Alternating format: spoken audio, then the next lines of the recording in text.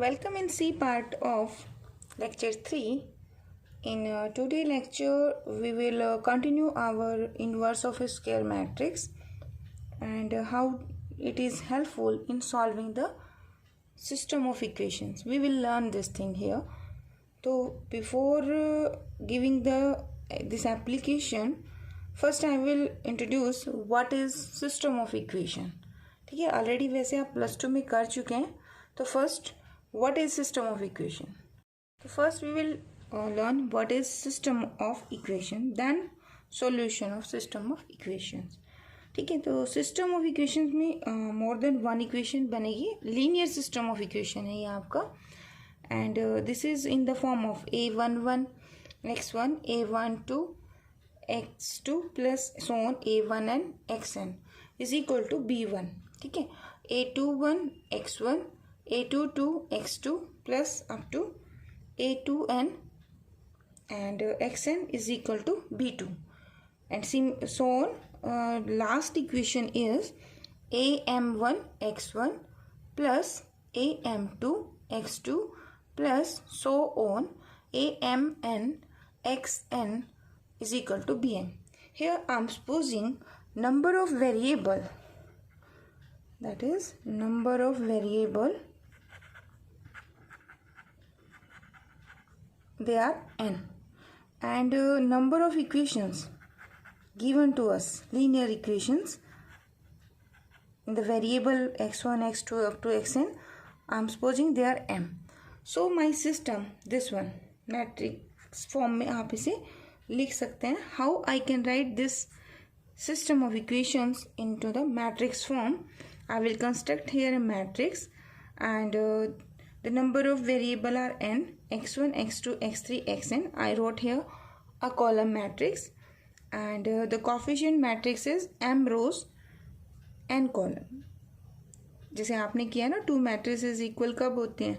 जब उनके order same होते हैं एंड लाइक पोजीशंस को आप कंपेयर करते हैं. तो यहाँ पे अगर फर्स्ट रो फर्स्ट कॉलम से मल्टीप्लाई होगा तो आपको यही टर्म मिलेगी. ठीक है, तो यहाँ 1 1 एलिमेंट हो जाएगा and this is equal to b1. तो इस सिस्टम को हम ऐसे लिख सकते हैं. ठीक है, तो second equation coefficients on the different positions and multiply by the column. तो ये क्या देगा? a21 x1 a22 x2 plus के साइन के साथ and last term is a2n xn and this is second row second first column. तो 2 1 element right hand side में कौन है? b2. तो this system in matrix form written in this form. ठीक है, सिंबॉलिक. वैसे इसमें हम रैंक ऑफ मैट्रिक्स भी करने वाले हैं सेकंड सेक्शन में and then system of equation. और जो रैंक है वैसे वो ऑप्शन में चलेगा, लेकिन थर्ड सेक्शन करने के लिए हमें इसे करना पड़ेगा. ठीक है, तो it is the notation. I will always use ax is equal to b. So here a is what? A is my this coefficient matrix a12 up to a1n and 2 1 a22 and up to 2n am1 am2 and amn. ठीक है, and your x is this column matrix, that is x1 x2 up to xn. And this right hand side, this b is my b1 b2 and b of m. ठीक है, अभी आज हम ये नहीं कर रहे कि how to solve the system of equation. This system of equation has three solution, three type of solution. One is unique solution, ठीक है, and then infinite solutions, infinite, many solutions, and there is a possibility कि no solution. ठीक है, तो ये different cases बनेंगे. But in section first अपने पास अभी सिर्फ है यूनिक सॉल्यूशंस. तो यूनिक सॉल्यूशन की कंडीशन क्या है? Number of equations that is equal to number of variable and determinant of the coefficient matrix should be not equal to 0. इसका मतलब आपकी जो कोफिशिएंट मैट्रिक्स है वो कितने ऑर्डर की होनी चाहिए? m क्रॉस m या फिर n क्रॉस n. ठीक है, n क्रॉस n ऑर्डर की होनी चाहिए. नंबर ऑफ वेरिएबल मेरे n है. तो today our concentration is on this case, only on the unique solution, not on the infinite many solutions and the no solution. ठीक है, ये हम बाद में करेंगे रैंक वाले मेथड से, और वो वहाँ हमारे डीपली सिलेबस में भी है ये वाला टॉपिक। तो फिलहाल हमें आज करना है कि solution of system of equations using the inverse of A matrix, क्योंकि आपका थर्ड लेक्चर चल रहा है ना, तो इसमें हमने टॉपिक कौन सा स्टार्ट किया हुआ है, inverse of a square matrix and related theorems and the questions. So let us take the example which is solved by this inverse matrix method। इसको मैट्रिक्स मेथड भी कहते हैं। तो व्हाट इज दिस, फॉर्मूला क्या बनेगा, देखिए system है आपका Ax is equal to b, and यह कंडीशन है, वैसे बुक में मेंशन नहीं किया हुआ, वो सीधा स्क्वायर मैट्रिक्स लेके चलता है, बट अपने सिलेबस में फर्दर भी है, रैंक सिस्टम भी है। तो सिस्टम ऑफ इक्वेशंस के अभी हमने पढ़ा 3 सॉल्यूशंस हैं। तो यूनिक सॉल्यूशन कंडीशन क्या होती है, determinant of the coefficient matrix should be not equal to 0। तो मैट्रिक्स मेथड क्या कहते हैं, x is equal to multiply both side by inverse matrix. तो A इनवर्स इंटू A, ये तो आइडेंटिटी मैट्रिक्स हो जाएगा। तो here you got only x, ठीक है, एंड ये क्या हो जाएगा, A इनवर्स ऑफ B। तो अब आपका ऑब्जेक्टिव यहाँ रह गया है, जस्ट आपने A आइडेंटिफाई करना है और उसका इनवर्स फाइंड आउट करना है। तो how to find the inverse of A matrix, ये भी आप स्टडी कर चुके हो, लेक्चर हमने सेकंड का पार्ट ए किया था। ठीक है, अगर आप इसे देखना चाहें तो लेक्चर 2 देखना, टॉपिक है adjoint of a square matrix. ठीक है, पार्ट ए में आपको मिलेगा ये क्वेश्चन। अभी हम उसी का कंटिन्यूशन पार्ट करेंगे, तो वहीं से रिकॉल कर लेंगे इस चीज़ को। तो A inverse is equal to adjoint of A determinant of A matrix. ठीक है, तो अब इसका क्वेश्चन देखते हैं। तो the statement of the question is, use matrix method to solve the following system of equations. The first equation is x plus y plus 3z equal to 0, and second equation is x plus 3y minus 3z equal to 9, minus 2x minus 4y minus 4z is equal to minus 5. So पहले तो देखो कि क्या इसका unique solution exist करेगा। तो उसकी condition क्या है, कोएफिशिएंट मैट्रिक्स आइडेंटिफाई कीजिए और उसका डिटरमिनेंट कैलकुलेट करना है। तो I will write this system of equation in the form of matrix as Ax is equal to b. है नंबर ऑफ वेरिएबल कितने, x, y एंड z। तो नंबर ऑफ वेरिएबल है आपके 3 एंड कोएफिशिएंट मैट्रिक्स है आपके 3 cross 3। तो for the unique solution determinant क्या होना चाहिए, not equal to 0। Here what is my i, 1 1 3 1 3 minus 3 minus 2 minus 4 minus 4। I already wrote it here। ठीक है, तो इसका डिटरमिनेंट कैसे निकलेगा, ये आपने किया होगा। डिटरमिनेंट के लिए मोड की फॉर्म में a में लिखते हैं और यहाँ पर डिटरमिनेंट करते हैं। ठीक है, तो ये किसके इक्वल होगा, देखिए ये पोजीशन कौन सी है, दिस इज a11, ये कौन है a12 और ये कौन है a13। अगर मैं इसे एक्सपेंड करती हूँ, expand the determinant, expand by r1, r1 मतलब रो 1। ठीक है, तो its value will be a11 into में कैपिटल A11। अभी बताती हूँ कैपिटल A11 क्या है, 12 capital A12 and 13 capital A13। ये जो कैपिटल A11 है, this is cofactor of the element A11, और ये क्या होता है, ये आपका होता है -1 की पावर i प्लस जे, यानी कि 2, और ये वाला डिटरमिनेंट। ठीक है, तो हमने लेक्चर लगाया था इसका सेकंड एंड पार्ट ए, वहाँ ना मैट्रिक्स हमने यही पिक की थी। I am showing you that page कि how to find the A11, A12 and A13। ठीक है, तो लेक्चर 2 में पार्ट ए में ये पेज हमने वहाँ सॉल्व किया था, तो आप एक बार वो लेक्चर देख लेना। मैं जस्ट यहाँ से A11 की वैल्यू कितनी है, -24। ठीक है, एंड वैल्यू ऑफ A12 कितना है 10, और 13 कितना है आपका 2।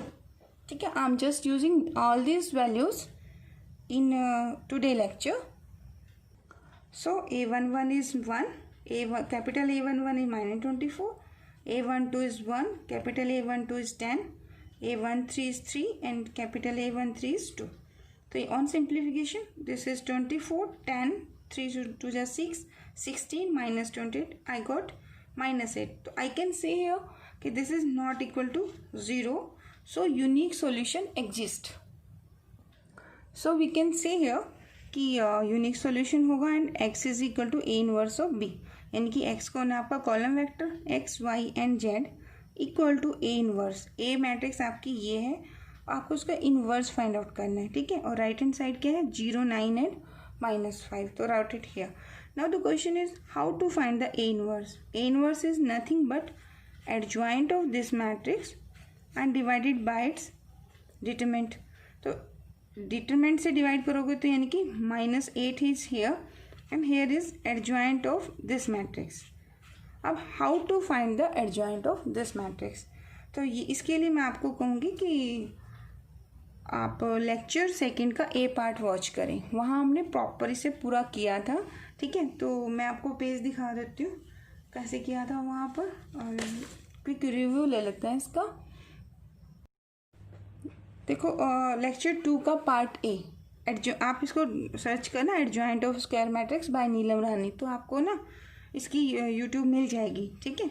नहीं तो अगर आप मेरे स्टूडेंट हैं तो अपने ग्रुप में मैंने लिंक भेज रखा है. तो क्वेश्चन ये था कि ये मैट्रिक्स थी आपकी, क्वेश्चन ये था इसका एडजॉइंट फाइंड आउट करना है. तो A11 का कोफैक्टर कैपिटल A1, ऐसे हमने -24 -8 -12 प्रॉपर इसे किया था. एडजॉइंट ऑफ ए क्या था, कोफैक्टर्स मैट्रिक्स लिख के उसका ट्रांसपोज. तो ये प्रॉपर हमने जब सॉल्व किया था एवरी पॉइंट्स मैं आपको दिखा भी देती हूँ कि A12 A22 A33 ऐसे करके A13 A23 A33 यहाँ निकालना है. और एडजॉइंट ऑफ ए क्या हो जाएगा, you write all the cofactors row wise. मैंने कॉलम वाइज निकाले थे, तो कॉलम में ये आपने कॉलम वाइज लिख दिए. जैसे A13 A22 A23 एंड 3 1 2 2 2 है ना, तो यहाँ लिख दिया.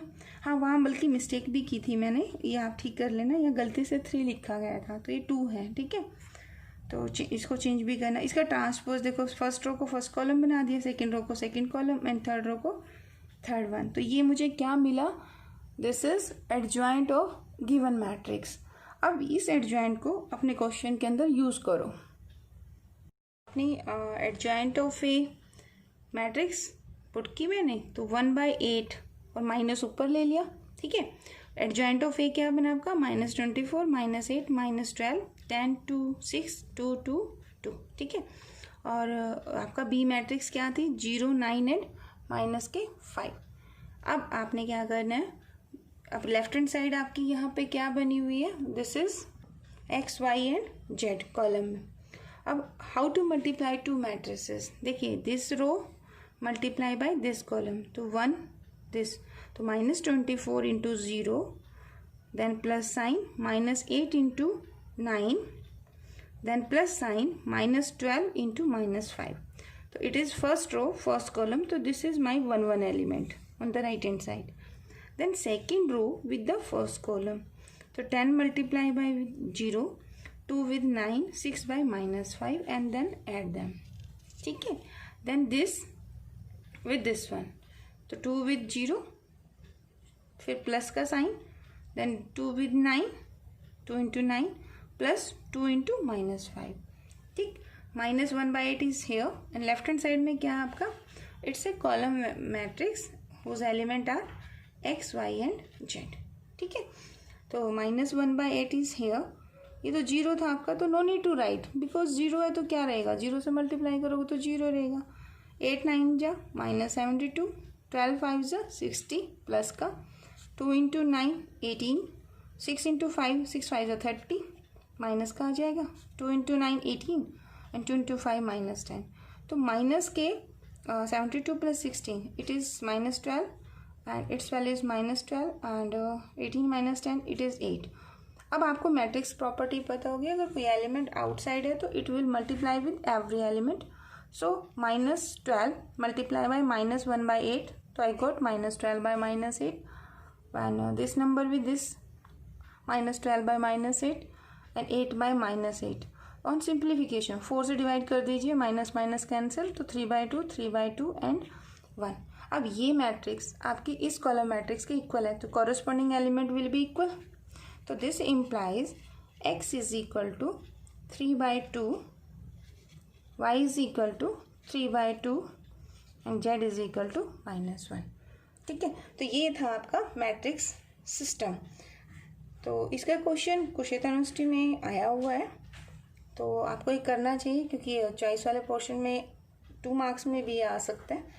अच्छा, आप ये वेरिफिकेशन भी कर सकते हैं कि whether your answer is right और रॉन्ग।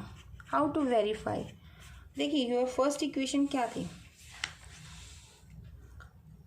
देखो, फर्स्ट इक्वेशन है x + y + 3z = 0। तो व्हाट इज x?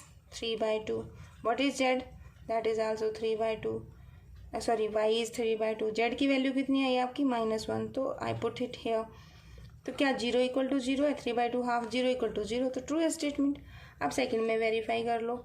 x की वैल्यू 3/2, y की वैल्यू 3/2 पुट करना, तो 9/2 माइनस के 3 × -1, ये कितना आना चाहिए? 9।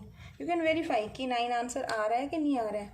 तो 12/6 6 माइनस के प्लस के 3, तो 9 = 9 है, तो वेरीफाई ट्रू स्टेटमेंट।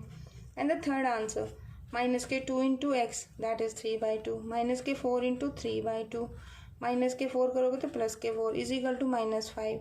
कैंसिल कर दो तो -3 एंड 2 2 जा, माइनस के कितना आ जाएगा? 6 प्लस के 4। क्या -5 = -5 है? Yes, you are getting -5 = -5। This is also true. तो यूनिक सोल्यूशन वाले इन क्वेश्चनों में थोड़ा इजी पोर्शन ही है ये आपका। You can verify your answer. Examination में आता है तो इस तरह से आप इसको वेरीफाई कर सकते हैं। तो एक्सरसाइज के 2 क्वेश्चंस हैं और 1 एग्जाम्पल है। तो ये मेरी तरफ से असाइनमेंट कंसीडर करके सॉल्व दिस। अगर नहीं होते क्वेश्चन तो अपना जो ग्रुप बना हुआ है उसमें आप पूछ सकते हो। And thank you for watching.